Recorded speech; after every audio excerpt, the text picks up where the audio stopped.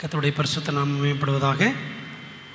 இந்த 10 நாட்கள் ஜெபம் என்ற சிறப்பான கூடுகை நாட்களை தேவன் நமக்கு தந்திருக்கிறபடியால் ஆண்டவரை நான் துதிக்கின்றேன்.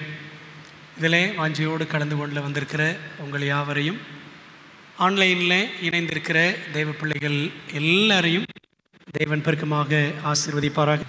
இந்த 10 நாட்கள் ஜெபம் உலகம் முழுவதும் நடக்கும்படி நம்முடைய ஜெனரல் கான்ஃபரன்ஸ் மூலமாக திட்டமிடப்பட்டு ஜனவரி 10 முதல் 20 தேதி வரை நடந்திருக்க வேண்டும். ஆனால் நம்ம இந்த மாதம் பிப்ரவரி மாதம் நடத்துவதற்கு தேவன் நமக்கு உதவி செய்திருக்கிறார். இந்த 10 நாட்கள் ஜெப கூட்டங்களில் நம்ம கொடுக்கப்பட்டிருக்கிற மிக முக்கியமான தலைப்பு என்னவென்றால் ப்ரையாரிட்டிஸ் ஆஃப் ஃபெய்த், விசுவாசத்தின் முன்னுரிமைகள் என்று தலைப்பு கொடுக்கப்பட்டிருக்கிறது. விசுவாசத்தின் முன்னுரிமைகள் என்று நாம் பார்க்கிறோம். இந்த நாளில் முதல் நாள் செய்தியாக நமக்கு என்ன தலைப்பு கொடுத்துருக்குறாங்கன்னா, கொஞ்சமே அதிகம், less is more, less is மோர். இந்த 10 நாட்களும் நமக்கு பாடங்களை யார் ஒழுங்கு செய்திருக்கிறார் என்றால், நாம் இங்கே பார்க்கிற டாக்டர் ஃப்ராங்க் ஹேசல் என்ற ஜெர்மன் நாட்டைச் சேர்ந்த நம்முடைய திருச்சபையின் போதகர் என்ன செய்திருக்கிறார், இந்த 10 நாட்களுக்குரிய செய்திகளை நமக்கு கொடுத்திருக்கிறார். ஒரு சுருக்கம் கொடுத்துருப்பாங்க, அதில் இன்னும் கொஞ்சம் விலாவாரியாக கதைகள் இந்த மாதிரிலாம் நிறைய சேர்த்து உங்களுக்கு ஆண்டோடைய ஊழியக்காரர்கள் செய்திகளாக கொடுப்பார்கள். இவர் இப்பொழுது எங்கே இருக்கிறார்னா, அமெரிக்காவிலே ஜெனரல் கான்ஃபரன்ஸ் கீழே இருக்கக்கூடிய பைபிள் ரிசர்ச் இன்ஸ்டிடியூட், BRI அப்படின்னு சொல்லுவாங்க. அதில் அசோசியேட் டைரக்டராக அவர் பணிபுரிகிறார். புற்றுநோய் நிமித்தம் தன்னுடைய மனைவியை இழந்த ஊழியக்காரர்.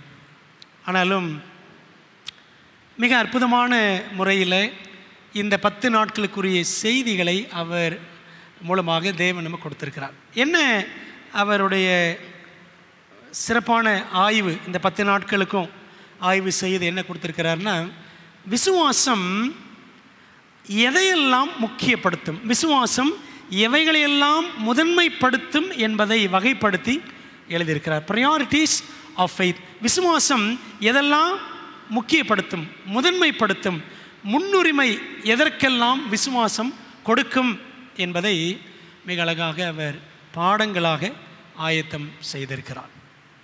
ஆகவே இன்றைக்கி என்ன தலைப்பு, கொஞ்சமே அதிகம் என்ற தலைப்பு. நமது தியானத்துக்குரிய வேத பகுதி வாசிக்க நாம் கேட்ட எபேசியர் 5ஆம் அதிகாரம் 15, 16 வசனங்கள். ஆனபடினாலே நீங்கள் ஞானமற்றவர்களைப் போல நடவாமல் ஞானம் உள்ளவர்களைப் போல கவனமாய் நடந்து கொள்ள பார்த்து, நாட்கள் பொல்லாதவைகள் ஆனதால் காலத்தை பிரயோஜனப்படுத்திக் கொள்ளுங்கள். See then that ye walk circumspectly, not as fools but as wise, redeeming the time because the days are evil என்று வேதம் நமக்கு சொல்லுகிறது. விசுவாசத்தின் வல்லமை, the power of faith. விசுவாசமே கிறிஸ்தவ வாழ்வின் அடிப்படை. உண்மைதானே? கிறிஸ்தவ வாழ்க்கையின் அடிப்படையே விசுவாசம்தான். அதுவும் கூட, அந்த விசுவாசம் கூட நமக்கு தேவன் கொடுக்குற கிஃப்ட் தான். அப்படி தானே? சில நேரத்தில் நம்ம சொல்லுவோம்ல, இவர் நல்ல விசுவாசி அப்படின்வாங்க. சரிதானே? இவருக்கு விசுவாசம் ரொம்ப ஜாஸ்தி அப்படின்னு சொல்லுவாங்க. இந்த விசுவாசம் கூட யாருக்கு கொடுக்குறா? ஆண்டவர் தான் நமக்கு அந்த விசுவாசத்தை கொடுக்கிறார். அன்பான தேவ பிள்ளைகளே, இந்த விசுவாசத்தை பற்றி எபிரேயர் 11:1 அழகான விளக்கம் கொடுக்கிறது. விசுவாசமானது நம்பப்படுகிறவைகளின் உறுதியும் காணப்படாதவைகளின் நிச்சயமுமாய் இருக்கிறது என்பது விசுவாசத்திற்கான விளக்கம். Faith is the substance of things hoped for, the evidence of things not seen. நம்ம பார்க்காத விஷயங்களை நம்புகிறோம். அப்படி தானே? ஏசு கிறிஸ்து யாராவது பார்த்தோமா?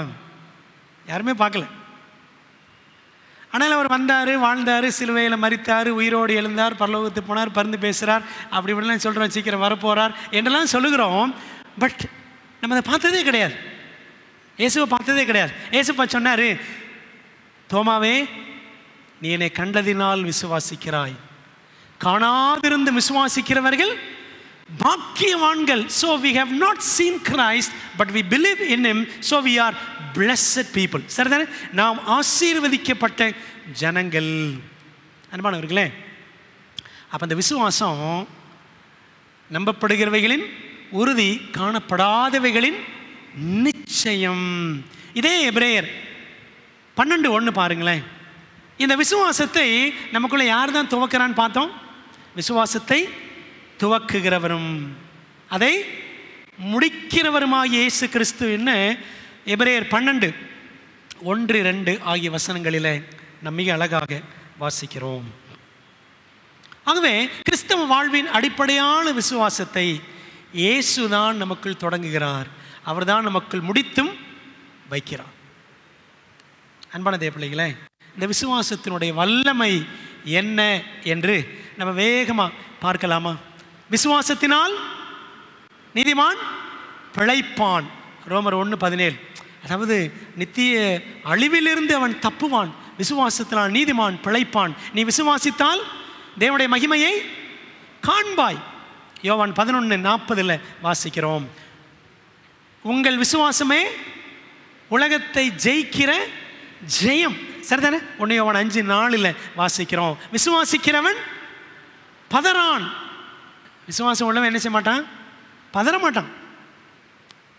நம்ம அதை ஏசாயா 28:16 வாசிக்கிறோம். ஒரு எழுத்தாளர் எழுதுறாரு, விசுவாசிக்கிறவன் பதறான், கதறான், உதறான் அப்படின்னு எழுதியிருப்பார். சரிங்களா? விசுவாசிக்கிறவன் நினைச்ச மாட்டான், அவன் பதற மாட்டான், அவன் கதற மாட்டான், அவன் கை காலில் நினைச்ச மாட்டான், உதற மாட்டான், அவன் பதறாமல் இருப்பான். So that is the power of faith. அதான் விசுவாசத்தினுடைய வல்லமை. பாருங்களேன், அப்போஸ்தலர் 16:31 வாசிக்கிறோம். கர்த்தராகிய இயேசு கிறிஸ்துவை விசுவாசி, அப்பொழுது நீயும் உன் வீட்டாரும் ரட்சிக்கப்படுவீர்கள். Salvation by faith. சரிதானே? விசுவாசத்தினால் நாம் ரட்சிக்கப்படுகிறோம். 1 பேதுரு 2:6 சொல்லுகிறது, அவர் மேல் விசுவாசமாக இருக்கிறவன், அந்த ஜீவனுள்ள கல், அந்த மூளைக்கல்லாகிய கிறிஸ்துவின் மேல் விசுவாசமாக இருக்கிறவன் எவனோ அவன் வெட்கப்பட்டு போவதில்லை அப்படின்னு வாசிக்கிறோம். அன்பானவர்களே, இப்படி நீங்கள் அடுக்கிக்கிட்டே போகலாம். விசுவாசத்தினுடைய வல்லமை, the power of faith is such. இப்படி வேதாமத்தில் விசுவாசத்தின் வல்லமை வர்ணிக்கப்பட்டு இருக்கிறது. இந்த கேள்வி நீங்கள் பதில் சொல்லணும். விசுவாசத்தில் வல்லவன் யார்? யாருங்க? பைபிள் என்ன சொல்லுது? விசுவாசத்தில் வல்லவனானான். யார் பற்றி இருக்கு? விசுவாசிகளே, நீங்கள் வல்லவர்களா? சொல்லுங்க பார்ப்போம். விசுவாசத்தில் வல்லவனானான் யாரு? நாங்களாம் வல்லவர்கள் இல்லை அப்படின்றீங்களா? யார் விசுவாசத்தில் வல்லவனானான் என்றால் ஆபிரகாம். ரோமர் 4:21 பாருங்க. தேவன் வாக்குத்தத்தம் பண்ணினதை, என்ன வாக்குத்தத்தம் பண்ணாரு? உனக்கு பிள்ளை பிறக்கும்னு சொன்னார். ஆண் பிள்ளை ஈசாக்கு பிறப்பான் என்று தேவன் வாக்குத்தத்தம் பண்ணினதை நிறைவேற்ற வல்லவராய் இருக்கிறார் என்று முழு நிச்சயமாய் நம்பி தேவனை மகிமைப்படுத்தி விசுவாசத்தில் வல்லவனானான். பைபிளில் நிறைய வல்லவர்கள் இருக்கிறாங்க. அதில் ஒரு வல்லவன் யாரு? ஆபிரகாம். விசுவாசத்தில் வல்லவன் ஆனான். அன்பான தேவ பிள்ளைகளே, நாம் எதிலே வல்லவர்களாக இருக்கிறோம்? எதிலே வல்லவர்கள்?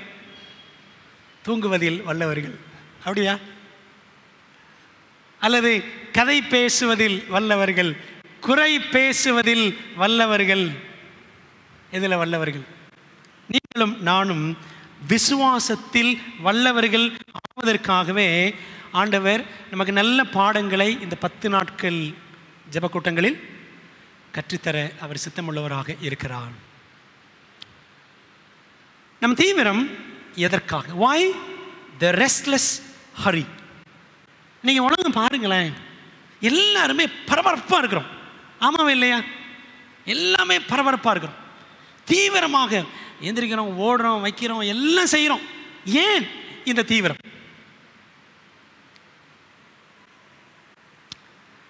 உலகத்தில் என்ன தீவிரம் அப்படின்னு பார்த்தீங்கன்னா, மார்க்கெட்டிங் அண்ட் மணி மேக்கிங். வியாபாரம் பண்ணணும், பணம் சம்பாதிக்கணும் என்பதுதான் இந்த நாட்களில் சர்வசாதாரணமாக எல்லா இடத்துலையுமே காணப்படுகிறது. Marketing and money making have become very common these days. உண்மைதானே? மக்களுடைய நினைப்பு என்ன அப்படின்னா, நம்மிடத்தில் நிறைய இருந்தால்தான் நம் வாழ்வில் மகிழ்ச்சி என்று நாம் நம்ப வைக்கப்பட்டிருக்கிறோம். அப்படிதானே?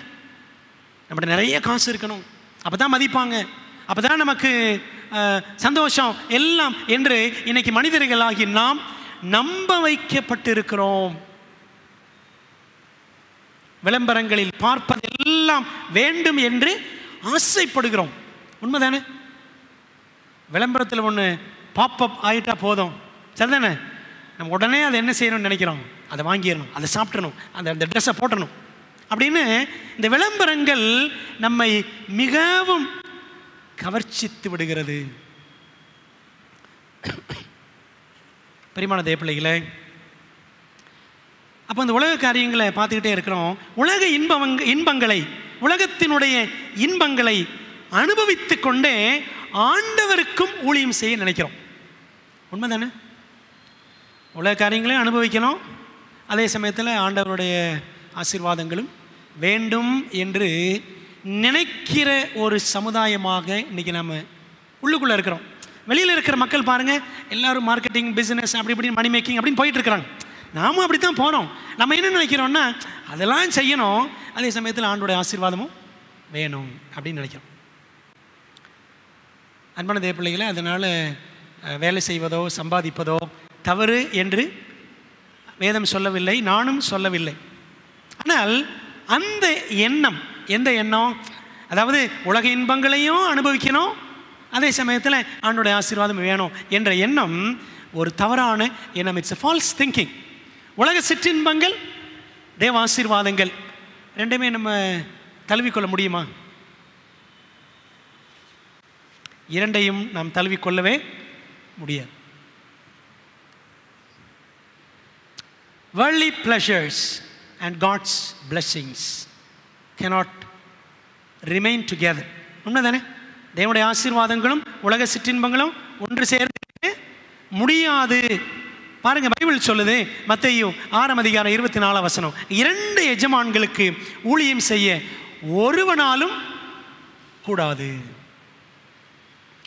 2 எஜமான்களுக்கு ஊழியம் செய்ய ஒருவனாலும் கூடாது. ஒருவனை பகைத்து மற்றவனை சிநேகிப்பான், அல்லது ஒருவனை பற்றி கொண்டு மற்றவனை அசட்டை பண்ணுவான். தேவனுக்கும் உலக பொருளுக்கும், பார்த்தீங்களா, உலக பொருள், இந்த ரெண்டுக்கும் ஊழியம் செய்ய உங்களால் கூடாது அப்படின்னு தேவன் நமக்கு திட்டவட்டமாக சொல்லுகிறார். உலக சிற்றின்பங்கள், அப்புறம் ஆண்டோடைய ஆசீர்வாதங்கள் ரெண்டையுமே பின்பற்ற முடியாது. 2 போட்டில் கால் வச்சு பிரயாணம் பண்ண முடியாது. அதே போல தான் இந்த 2 காரியங்களையும் அனுபவிக்கலாம் என்று நினைப்பது. We cannot have God on top of everything else, like icing on the cake, without purposefully making room for Him in the crowdedness of our hectic lives. We must first be willing to live with less to experience the blessings of things that matter more. என்ன அர்த்தம்னா, அதாவது இந்த cake செய்யும் பொழுது பார்த்தீங்கன்னா, எல்லாம் அழகாக செஞ்சுட்டு கடைசியில் ஒரு அந்த டாப்பில் ஒன்று வைப்பாங்க. என்ன வைப்பாங்க? இந்த ஐசிங் அப்படின்னு வைப்பாங்க, பார்த்தீங்களா? அதே போல் தான் நாமும் என்ன நினச்சிடக்கூடாது அப்படின்னா, இந்த உலகத்தில் இருக்கிற காரியங்கள் எல்லாம் அனுபவிச்சுட்டு அந்த ஐசிங் ஆன் த கேக்குக்கு மேலே ஒரு ஒரு ஒரு ஜெல் வைக்கிற மாதிரி, அல்லது ஒரு செரி வைக்கிற மாதிரி, ஒரு டாப்பிங், ஒரு ஐசிங் வைக்கிற மாதிரி மேலே கடைசியில் ஆண்டவரை வச்சுக்குவோம், எல்லாத்தையும் அனுபவிச்சுக்குவோம், மேலே ஆண்டவரை வச்சுக்குவோம் என்று நாம் நினைப்போமானால் அது தவறு. நம்முடைய வாழ்க்கையில் பாருங்களேன், பயங்கர அலுவலாக இருக்கிறோம், நிறைய காரியங்கள் நம்முடைய வாழ்க்கையை நெருக்குகிறது. ஆனால் ஆண்டவருக்கு நம்ம என்ன செய்யறதில்ல, திட்டமிட்டு நேரம் கொடுப்பது இல்லை. ஆண்டவரை மேலாப்பில் வச்சுக்கலாம் என்று நாம் நினைக்கிறோம். அன்பான தேவ பிள்ளைகளே, இந்த உலகத்தில் தேவனுடைய ஆசீர்வாதங்களை பெறுவதற்கு, தேவனுடைய ஆசீர்வாதங்கள் என்ற அனுபவத்தை அடைவதற்கு அது நமக்கு மிக முக்கியமானது. ஆகவே அதை அதிகமாக அனுபவிப்பதற்கு, தேவனுடைய ஆசீர்வாதங்களை அதிகமாக அனுபவிப்பதற்கு நம்ம என்ன செய்யணுமா? எனக்கு போதும், உலகத்தில் இருக்கிற கொஞ்சமே எனக்கு போதும், கொஞ்சமே அதிகம் என்று நினைத்து நம் ஆண்டவருடைய காரியங்களிலே அதிகமாக ஈடுபடுவதற்கு விருப்பம் உள்ளவர்களாக இருக்க வேண்டும் என்பதுதான் இந்த ஆங்கிலத்தில் இருக்கிற சாராம்சம். சரிங்களா? எல்லாத்தையும் அனுபவிச்சுட்டு ஆண்டவரை மேலாப்பில் வச்சுக்குவோம் அப்படின்னு நினைக்கக்கூடாது. உலக காரியங்கள் அதெல்லாம் போதும், கொஞ்சம் போதும் என்று நினைத்து தேவனுக்கு அதிக நேரம் கொடுப்பதற்கு நம்ம என்ன செய்யணுமா? விருப்பம் உள்ளவர்களாக இருக்க வேண்டும். ஸோ விசுவாசத்தினுடைய முன்னுரிமை என்ன? விசுவாசம் எதை முக்கியப்படுத்தும்? உலக காரியங்களை முக்கியப்படுத்தாது. எதை முக்கியப்படுத்தும்? தேவனுடைய ஆசீர்வாதங்கள். அதெல்லாம் படிக்கிறோம். முதலாவது தேவனுடைய ராஜ்யத்தையும் அவருடைய நீதியையும் தேடுங்கள். அன்பான தேவ பிள்ளைகளை, ஏன் ஆண்டவர் நமக்கு இந்த பாடத்தை கற்றுக் கொடுக்கிறாருன்னா, நாட்கள் பொல்லாதவைகளானதால் காலத்தை பிரயோஜனப்படுத்திக் கொள்ளுங்கள். உலகத்தில் பணம் சம்பாதிப்பது, ஓடுறது, இப்படின்னு பற்பல காரியங்களை செய்வதிலேயே தீவிரமாக சென்று என்ன செஞ்சிடக்கூடாது? தெய்வாசீர்வாதங்களை இழந்துவிட கூடாது. பொல்லாத நாட்களில் பொல்லாதவைகளுக்காகவே நேரம் செலவழித்து நாமும் பொல்லாதவர்களாக மாறிவிடக்கூடாது. ஐ ரிப்பீட், பொல்லாத நாட்களில் பொல்லாதவைகளுக்காகவே நேரம் செலவழித்தால் நாமும் பொல்லாதவர்களாக மாறிவிடுவோம். ஆகவே அப்போ அந்த கேள்வியை யோசித்து பாருங்க. நம் தீவிரம் எதற்காக நாம் இவ்வளவு பரபரப்பாக இருக்கிறோம்? ரொம்ப மகிழ்ச்சி. இவ்வளோ பரபரப்புகள் மத்தியிலையும் ஆண்டவருக்கு நேரம் ஒதுக்கி நம்ம என்ன செஞ்சுருக்கிறோம்? வந்திருக்கிறோம். நிறைய பேர் ஜாயின் பண்ணி இருப்பாங்க. ஆக பிரியமானவர்கள், இன்றைக்கி நம்ம மனதில் கொண்டு செல்ல வேண்டிய பாடம் என்ன தெரியுமா? Less is more. கொஞ்சமே அதிகம். கொஞ்சத்துடன் வாழ்ந்திடுங்கள். மனசில் இன்னைக்கு பதிச்சிக்க வேண்டிய பாடம் என்ன பாடம்? கொஞ்சத்துடன் வாழ்ந்திடுங்கள். Live with less. How to live with less. மெய்யான விசுவாசம் என்ன செய்யும் தெரியுமா? குறைவில் நிறைவு காணும். மெய்யான விசுவாசம் குறைவில் நிறைவு காணும்.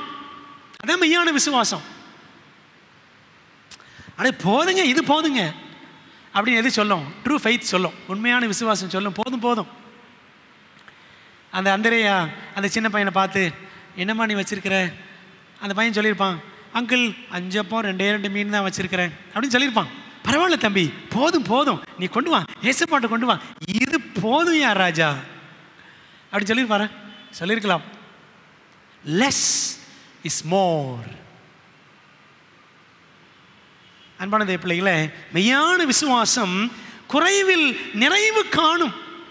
அதுக்காக ஒரே ஒரு வசனத்தை படிச்சுட்டு போதும் அப்படின்னு நினச்சிடாதீங்க. அதெல்லாம் சொல்லலை. சும்மா கண்ணை மூடிட்டு ஒரு நிமிஷம் ஏதோ மதம் ஜோம் பண்ணிட்டு போதும், அந்த அர்த்தம் கிடையாது.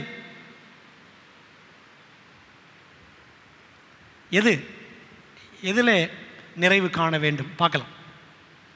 மெய்யான விசுவாசம் உள்ளவனுக்கு கொஞ்சமே அதிகம். மெய்யான விசுவாசம் உள்ளவனுக்கு கொஞ்சமே அதிகம்.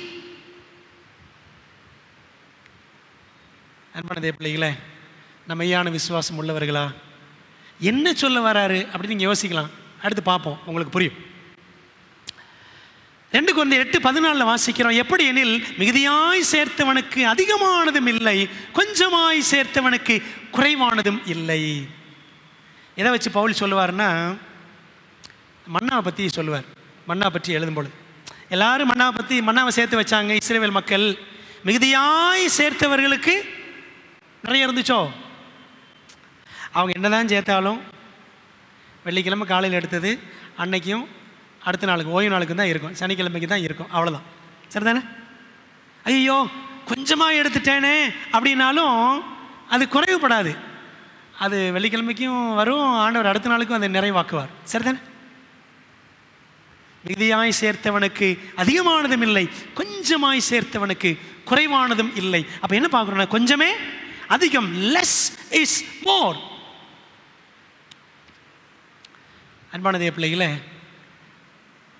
பைபிளில் இதை நம்ம எப்படி சொல்லலாம்னா, நமக்கு வேண்டியது அந்த திருப்தியான மனநிலைங்க. அது நமக்கு வேணும், திருப்தியான மனநிலை, போதும் என்ற மனநிலை. 1 தீமோத்தேயு 6 6 முதல் 10 வசனங்கள்.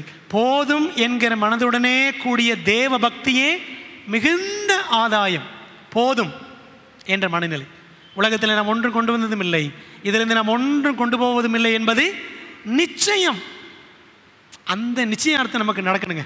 என்ன நிச்சயம் நடக்கணும்? என்ன நிச்சயம் நடக்கணும்? போதுங்க, சாப்பிட்றதுக்கும் உடுத்துறதுக்கு இருந்தால் போதும். இதில் நமக்கு நிச்சயம் தேவை. உண்ணவும் உடுக்கவும் நமக்கு உண்டாயிருந்தால் அது போதும் என்று இருக்க கடவோம். இந்த போதும் அப்படின்ற மனசு இல்லாதனால தான் நிறைய குடும்பங்கள் பிரிஞ்சிருக்கு. சரிதானே? வீட்டுக்காரர் வெளிநாட்டிலே, மனைவியும் பிள்ளைகளும் தமிழ்நாட்டிலே, அல்லது எங்கெங்கேயோ வேறு நாட்டில் எல்லாம் பிஞ்சு கிடக்கு. பிள்ளைகள் அப்பா இல்லாமலே வளர்ந்து கொண்டிருக்கிறார்கள். என்ன காரணம் தெரியுமா? இந்த போதும்ன்ற மனசு இல்லை.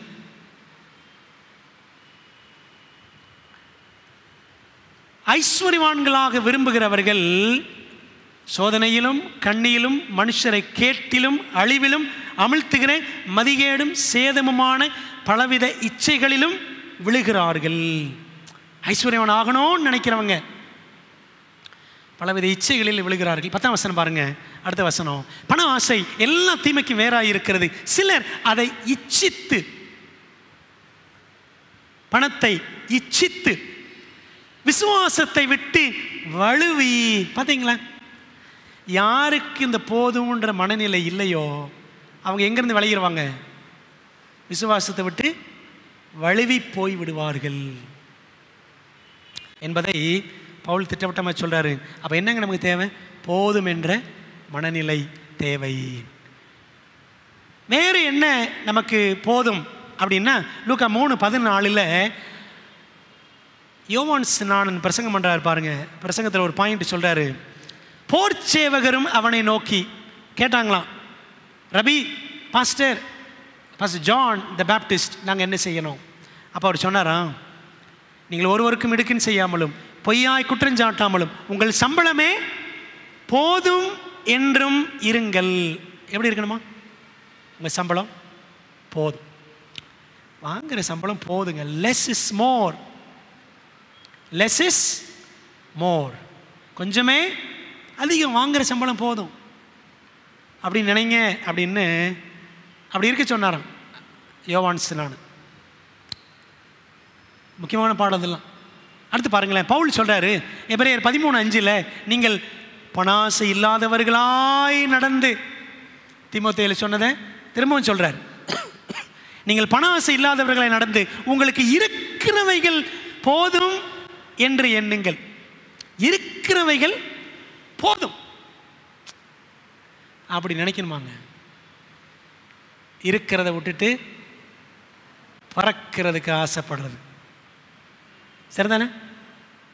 உங்களுக்கு இருக்கிறவைகள் போதும் என்று எண்ணுங்கள், நான் உன்னை விட்டு விலகுவதும் இல்லை, உன்னை கைவிடுவதும் இல்லை என்று அவர் சொல்லியிருக்கிறாரே. அவர் சொல்லியிருக்கிறார், யார் ஃபாலோ பண்ணுறா?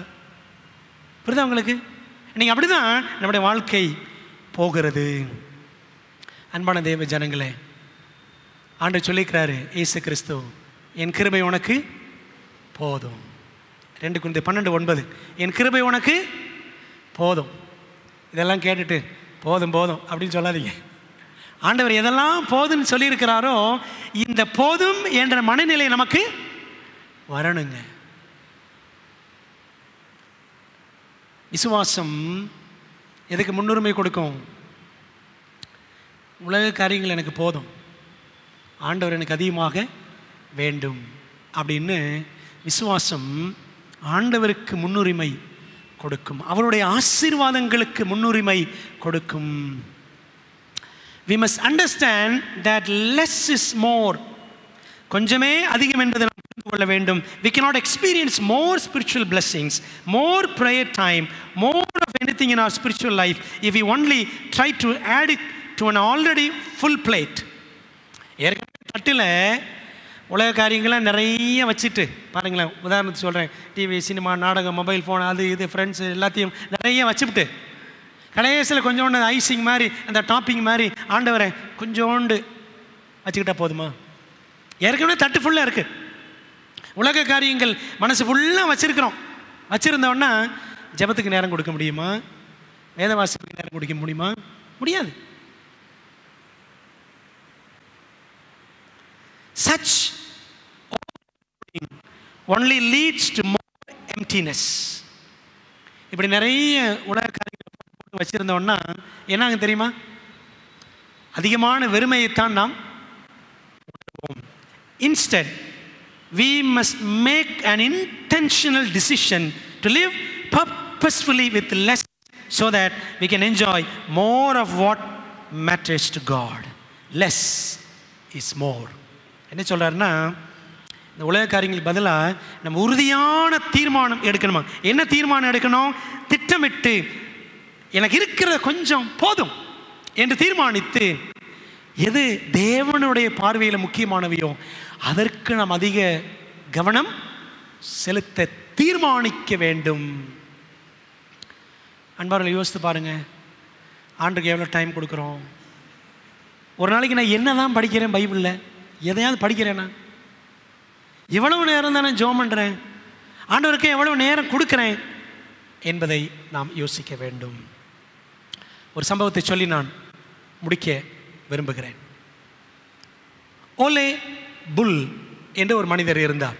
ஓலே போன்மேன் புல் 1810 1880 வரைக்கும் 70 ஆண்டுகள் வாழ்ந்த ஒரு மனிதன்.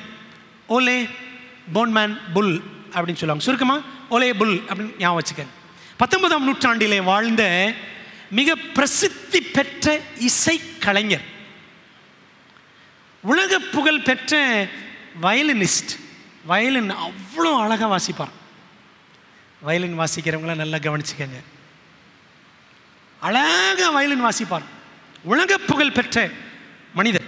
நார்வே நாட்டை சேர்ந்தவர். தானாக படித்தவர், தானாகவே படித்து முன்னேறினவர். ஆனால் அவரை நிறைய பேருக்கு தெரியல. அவரை தெரியல.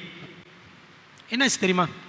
இவருடைய இந்த இசை நிமித்தம் ஐரோப்பா, அமெரிக்காவில் மிகவும் பிரபலமானவர். ஆனாலும் நிறைய பேருக்கு தெரியல. ஒரு நாள் ஐரோப்பாவில் ஒரு காட்டு பாதை வழியாக நடந்து போயிட்டு இருந்தார். காட்டு பாதை வழியாக சாயங்கால நேரம் இருட்டி போச்சு. தடுமாறி விழுந்துடுறாரு. எங்கேயோ விழுந்து பல்ட்டி அடித்து கடைசியில் எங்கே வந்து விழுகிறான்னு பார்த்தீங்கன்னா ஒரு குடிசைக்கு முன்னாடி வந்து விழுகிறார். உடம்பெல்லாம் கீரல் காயம் பட்டு ஒரு குடிசைக்கு முன்னாடி வந்து விழுந்து கிடந்தார். காலையில் எழுந்து பார்த்த அந்த குடிசைவாசி, அவர் ஒரு துறவி. அந்த துறவி வெளியே வந்து பார்த்துட்டு இந்த மனுஷனை பார்த்துட்டு, ஐயோ பாவம், கீழே விழுந்து காயங்கள் பட்டிருக்கிறான்னு சொல்லி மருந்தெல்லாம் போட்டு சாப்பாடெல்லாம் கொடுத்து அவரை பராமரித்தார். அப்போது ரொம்ப குளிரான நேரம். அந்த கணப்புக்கிட்ட உட்காந்து குளிர்காயிறு சமயத்தில் இந்த துறவி என்ன பண்ணாராம், ஒரு பழைய வயலின், அது ஏதோ நஞ்சு பிஞ்சு உடஞ்ச மாதிரி ஒரு மாதிரி இருந்துச்சு. அதை எடுத்து வந்து வாசிக்கலான்னு கொண்டு வந்தார் துறவி. அப்போ அதை பார்த்துட்டு ஓலே புல் கேட்டாராம், ஐயா நான் இதை வாசிக்கலாமா அப்படின்னு கேட்டவொடனே துறவி சொன்னாராம், நான் இதை வாசிக்கிறதுக்கு எத்தனையோ வருஷமாக நான் என்ன செய்தேன், நான் பயிற்சி செய்தேன். அவருக்கு இவர் யாருன்னு தெரியல, ஓலே புல் யாருன்னு அந்த துறவிக்கு தெரியல. நானும் எத்தனை வருஷமாக கஷ்டப்பட்டேன் தெரியுமா, உங்களால் வாசிக்க முடியாது அப்படின்னா. இல்லைங்க நான் முயற்சி பண்ணுறேன் அப்படின்னே அவர் வாங்கினாராம். ஓலே புல் அதை வாங்கி அதை கொஞ்சம் அட்ஜஸ்ட் பண்ணி சரி செய்து அவர் என்ன பண்ணாராம், வாசிக்க ஆரம்பித்தாராம். அந்த வீட்டுக்குள்ளே பார்த்தீங்கன்னா பரலோக இசை போல அந்த இசை மிக அழகாக வயலின் ஓலே புல் வாசித்தாராம். இதை பார்த்துட்டு இந்த துறவிக்கு ஆச்சரியம், அப்படியே கண்களில் ஆனந்த கண்ணீர் வடிந்ததாம். பிரியமான தேவ பிள்ளைகளே, you do not need a great faith but faith in a great God. நமக்கு என்ன தேவைன்னா மிகப்பெரிய விசுவாசம் நமக்கு தேவை என்பதல்ல, மிகப்பெரிய தேவனில் நமக்கு என்ன தேவை, விசுவாசம் தேவை. அன்பான தேவ பிள்ளைகளே, நம்ம இந்த உலகத்தில் எப்படி இருக்கிறோம் அப்படின்னு சொன்னால், we are battered instruments. Life strings have been snapping, life's bow has been bent. இந்த உலகத்தில் நம்ம எல்லாம் அந்த வயலின் மாதிரி உடஞ்சி நஞ்சு பிஞ்சு இருக்கிறோம். கம்பிகள் அருந்த நிலையில் நம்முடைய வாழ்க்கை கிடக்கிறது. Yet if we will only let him take us and touch us from this old battered broken shattered marred instrument, he will bring forth music fit for the angels. அன்பான தேவ பிள்ளைகளே, அந்த உடஞ்சி ஒரு மாதிரி கடந்த வயலின் இவருடைய கையில் வந்தவனே, அந்த ஓலே புல் கையில் வந்த உடனே அது மிக அழகான இசையை, தூதர்களுக்கும் பிரியம் உண்டாக்குகிற இசையை கொண்டு வந்தது போல இன்னைக்கு நாம் நம்மை அந்த ஆண்டோடைய கரத்தில் ஒப்பு கொடுத்தோம் என்று சொன்னார். அந்த அந்த வயலின் யார் கையில் போச்சோ அங்கே போனதுக்கப்புறம் தான் நல்ல இசை வெளியே வந்தது. அன்பானவர்கள், நாம் இந்த உலகத்தில் பலவிதமான துன்பங்களில் இங்கே அங்கேயும் ஓடி அலைந்து திரிந்து கஷ்டப்பட்டு உடைந்து நைந்து நம்முடைய வாழ்க்கை ஆண்டவருக்கு முன்பாக நம்முடைய விசுவாச வாழ்க்கை நல்ல இசையை ஆண்டவருக்காக கொண்டு வராமல் பாதிக்கப்பட்டிருக்கிறது. வயலின் யார் கையில் போகணுங்க, அந்த திறமையுள்ள நிபுணர் கைக்கு போகணும். ஓலே புல் கையில் போச்சு. இன்றைக்கி நம்முடைய வாழ்க்கை ஆண்டவர் இயேசு கிறிஸ்துவின் கைகளில் ஒப்பு கொடுப்போம். ஒப்பு கொடுத்தோம் என்று சொன்னார். ஆண்டவர் நிச்சயவார் நம்முடைய வாழ்க்கையை அழகாக அவர் மாற்றுவார். Forsaking all, I trust him. அதாங்க faith. Forsaking all, I take him. எல்லாவற்றையும் விட்டு நான் இயேசுவை நம்புகிறேன், இயேசுவை பின்பற்றுவேன் என்று ஆண்டவர் ஒப்பு கொடுப்போம்.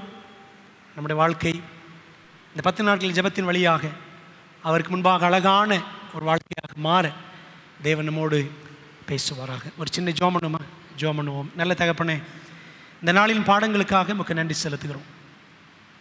கொஞ்சமே அதிகம் ஆண்டவரே, இந்த உலகத்தில் இருக்கிற காரியங்களை நாங்கள் கொஞ்சம் என்று போதும் என்று நினைத்து, எங்களுக்கு இருக்கிற கொஞ்சமே அதிகம் என்று நினைத்து ஆண்டவரே உம்மை அதிகமாக உம்முடைய சமூகத்தை உம்முடைய வார்த்தைகளை அதிகமாக நேசிக்க உம்மை வாஞ்சிக்க எங்களுக்கு உதவி செய்யும்.